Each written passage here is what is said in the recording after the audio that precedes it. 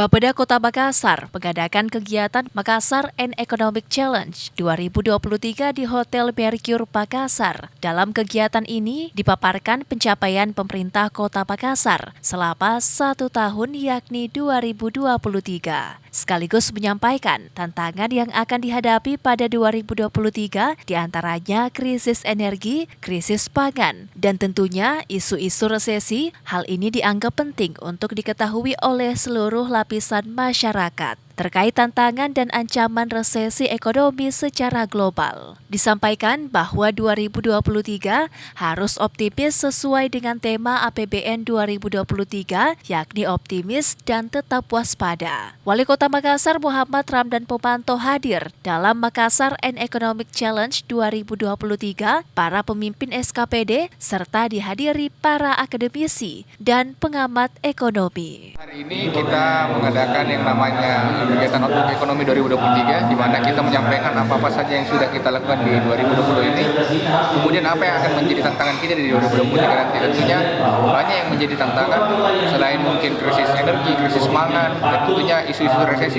Ini memberikan kita awareness, sehingga ini kita sampaikan kepada masyarakat pada hari ini. Oke Pak, kira-kira ada targetnya mungkin untuk tahun depan Pak? Ya, tentunya sesuai dengan tema APBN kita di 2023, optimistis dan tetap waspada. Artinya kita harus optimistis melihat potensi yang akan ada ke depan, tetapi namun begitu kita harus tetap waspada akan tantangan dan ancaman yang ada di 2023. Wali Kota Makassar mengaku optimis terkait perkembangan ekonomi di tahun 2023 dan bagaimana Makassar menghadapi resesi global yang diperkirakan akan terjadi di tahun 2023 mendatang. Hal ini berkaca pada pendapatan asli daerah atau PAD sebelum pandemi yang menembus 1,3 triliun rupiah, sedangkan di saat pandemi itu di bawah 1 triliun. Dan sekarang laporan dari Sekjen Polda itu sudah menembus 1,3 triliun. Di akhir ukurannya gampang, kita bicara tentang PAD. PAD kita sebelum pandemi, puncak tertingginya itu kita 1,3 ya. 1,3 triliun. Jadi waktu saya dilantik itu sekitar 500 miliar. Di puncak akhir masa jabatan saya 2019, dia bisa memperoleh 1,3. Itu sebelum pandemi.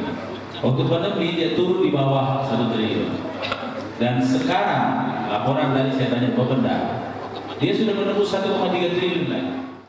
Kedepannya, pemerintah Kota Makassar akan berusaha meningkatkan sektor ekonomi kecil dan menengah sehingga penyerapan tenaga kerja dapat terjadi dan terus memberikan pendampingan agar para usahawan dapat terus bertahan menghadapi kemungkinan resesi global nantinya. Irfan P. Putra, Fajar TV dan Fajar Radio melaporkan.